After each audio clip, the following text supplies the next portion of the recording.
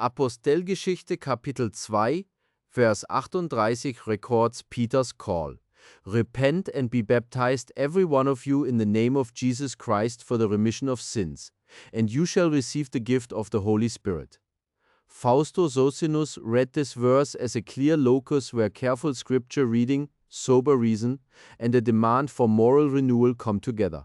He sought to recover what he believed the apostles actually taught by measuring every claim against the plain words of the Bible and the dictates of right reason. In doing so, he insisted upon the unity of God, insisted that Jesus is the Messiah and true exemplar of obedience, and insisted that repentance and a transformed life are indispensable to the promise of forgiveness. To begin, Socinus took very seriously the Old Testament insistence upon one God. He appealed to the Shema of Deuteronomy 6:4 "Hear, O Israel, the Lord our God, the Lord is one," as the controlling principle for interpreting the New Testament. Any reading of Apostelgeschichte Kapitel 2 verse 38 that made Jesus a second divine person co-equal with the Father would, in his view, violate the repeated biblical affirmation that God is one. Therefore, he read New Testament language that ascribes divine honor or authority to Christ as demonstrating God's appointment of a man to be Messiah and Lord, rather than as proof that God is a plurality of persons. This hermeneutic shaped his understanding of the phrase, "in the name of Jesus Christ," in Peter's exhortation. When Socinus approached the command to repent, he emphasized the ethical and spiritual heart of the appeal. Repentance for him is an inward change of mind and will that turns one from sin to obedience. It is not merely assent to a doctrine, nor a passive trust unaccompanied by life change.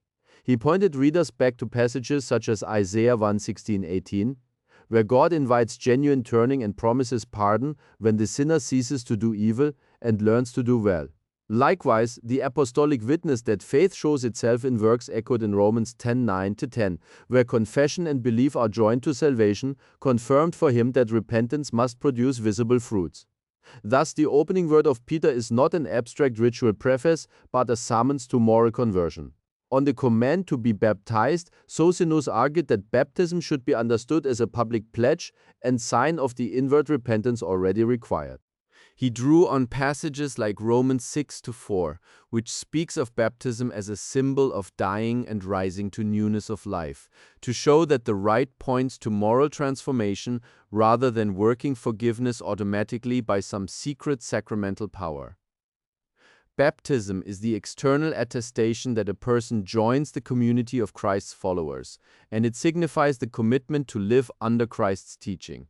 For Socinus, the formula "in the name of Jesus Christ" therefore expresses the idea of being brought under Jesus' authority and into fidelity to his example, not that one must address a second divine person alongside the Father.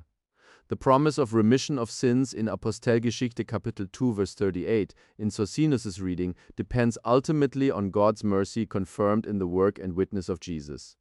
He refused to accept any notion that divine forgiveness is secured by the transfer of Christ's punishment to the sinner, an idea he found both morally troubling and unsupported by the plain text.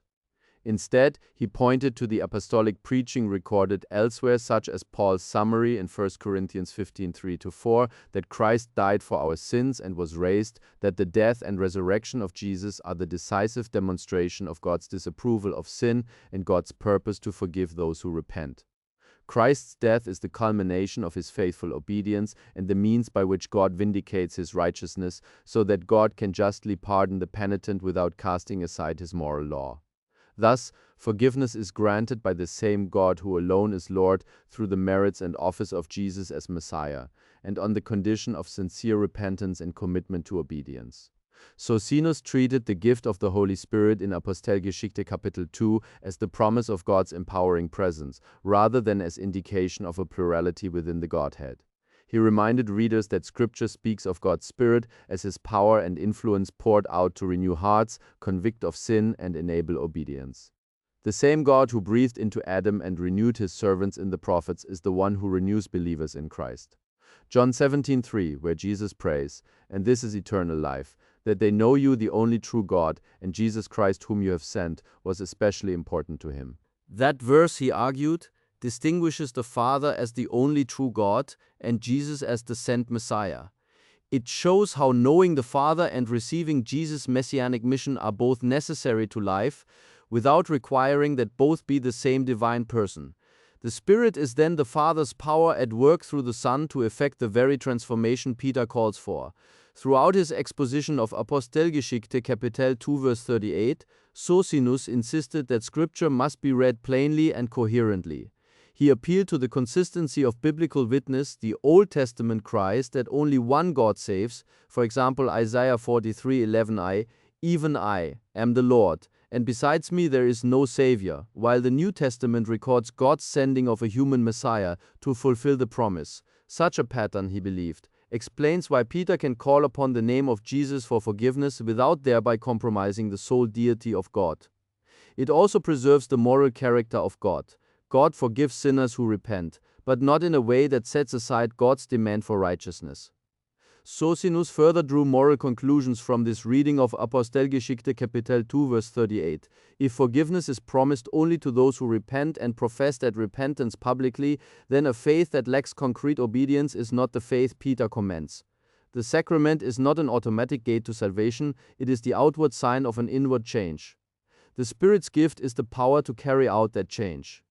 Those who would rest in empty profession are warned by the prophets and apostles alike. Those who embrace Christ's teaching must show it in life.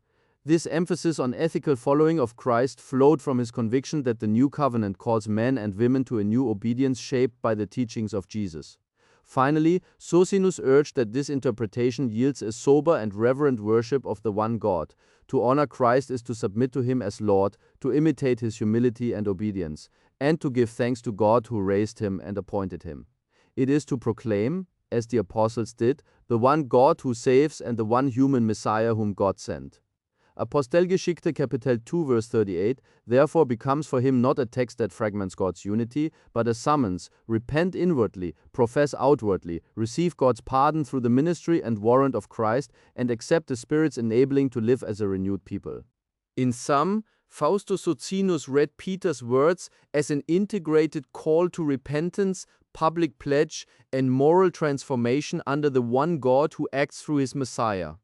He interpreted baptism as a sign of allegiance to Jesus' teaching, forgiveness as God's gracious response to true repentance grounded in the work of Christ, and the Spirit as God's powerful presence to enable the ethical life required of those who profess faith.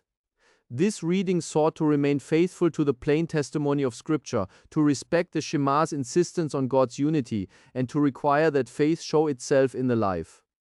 In closing, I want to encourage you: examine for yourself, search diligently, read the Scriptures with an open and rational mind. Socinianism does not rest on tradition or church authority, but on the conviction that God's truth is rational, clear, and morally sublime. If this perspective has resonated with you and you wish to explore the biblical Unitarian view further, visit www.socinianismus.de for in-depth articles, studies, and reflections on central theological questions. If this video has been helpful, please support this work with a like. And subscribe to the channel so you never miss another contribution on the unity of God, the teaching of Jesus, and the rational interpretation of Scripture. Until the next video.